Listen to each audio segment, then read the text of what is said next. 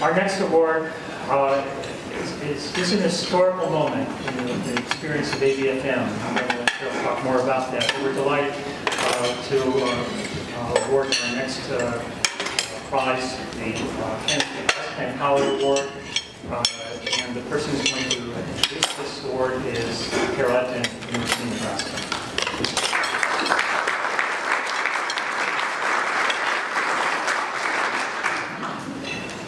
Okay, I have to bring the microphone way down. All right, I hope you can hear me in the back. First, again, I want to thank the committee members for this, for their help in picking this award winner. Craig Maher, Sharon Kiyoko, Carolyn Bordeaux, and Thad Calgary. So thanks to the committee. This award was established in 1986. It's in memory of S. Kenneth Howard. And this award is designed to honor lifetime achievement by a practitioner in the field of budgeting and financial management. It's my privilege today to present the Howard Award to Roy Bahl, Jr. And I could be here all day talking about Roy, so I'm just going to keep my remarks brief because we want to hear from him. So I'll just tell you a few highlights. Roy Bahl is the Regents Professor Emeritus and the founding Dean Emeritus of the Andrew Young School of Policy Studies at Georgia State University. Dr. Bahl received his PhD in economics from the University of Kentucky and was on the faculty of Syracuse State University in 1988. He started research centers that continue to have an impact on policymakers and public administrators today, in addition to all the training of practitioners that he's done throughout his career. In addition, Dr. Bahl has made substantial contributions to the practice of public finance through consulting with and advising governments around the world. He led important tax reform studies for several U.S. states, and in a quote from Bart Hilder's nomination letter here, where he noted, his long history as one of the top go-to people for the World Bank, IMF, USAID, and the Lincoln Land Institute on Land Policies on fiscal decentralization and tax policy is showcased by actual work in more countries than most people have even visited. So I thought that was a nice way to sum up the contributions of Dr. Bahl. And as Jim alluded to, this is a historic moment for us because this is not the first time that Dr. Bahl has been honored by ABFM. He's the first person to have received both the Wildowski Award and the Howard Award. So that's quite an accomplishment. Please join me in congratulating Roy Bahl, a very deserving recipient of the S. Kenneth Howard Award.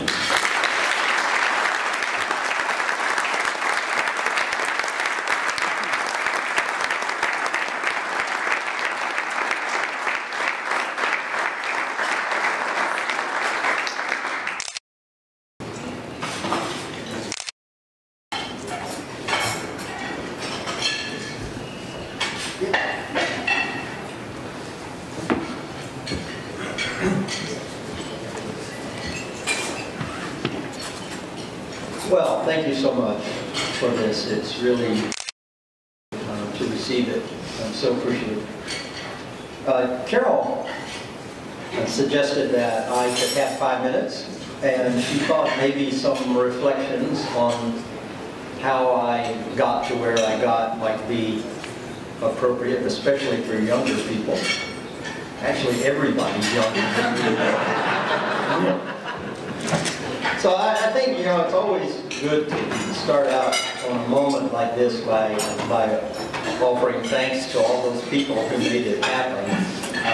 And I tell you, for me, it was that wonderful public finance faculty at the Maxwell School, and another wonderful public finance faculty at Georgia State University, and all those wonderful graduate students at both places who I terrorized for so many years. And that's the kind of energy that creates productivity on the part of the faculty member.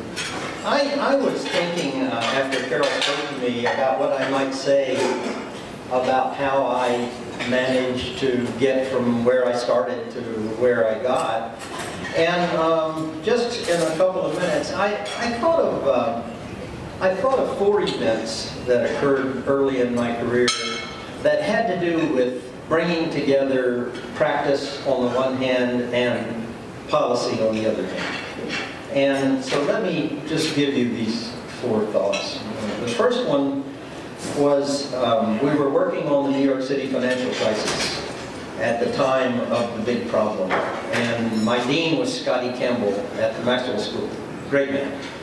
And we were really riding high. We thought we called it right.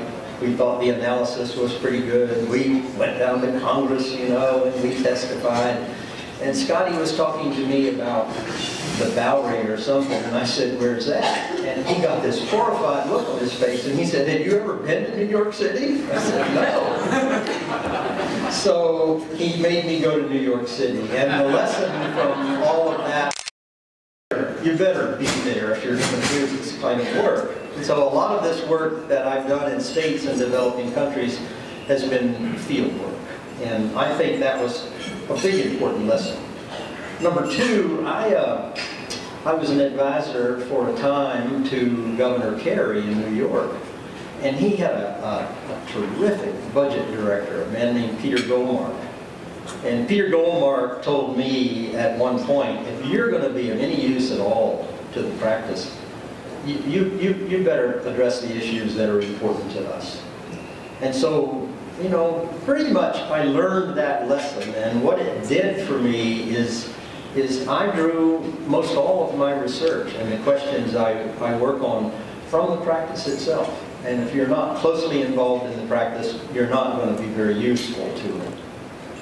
Third, when I was at Maxwell, my good friend Jess Burke, to the point where he was sort of tired of reading my papers that always ended with, "This calls for further research." And he said, you know, the economist, and he said, if you're ever going to amount to anything in this field, you need to get yourself out of the university and go work somewhere in a bureaucracy and get involved in practice. And I said, where should I go? He said, it doesn't matter, as long as it's not a university. So I did my time at the IMF, the International Monetary Fund in Washington, and it was great advice. I said, what would I learn to Jess? And he said, more than you can imagine. And I got there, and here was the big thing I learned. There was a group of people, a whole division down the hall called the Tax Administration Group. They were former practitioners from developing countries. And they worked on how you administer taxes. Everything from enforcement to collection to valuation to information systems. And chief among them was a woman from the Chilean Ministry of Finance. And she wrote a famous paper with a famous line. And the famous line was, tax administration is tax policy.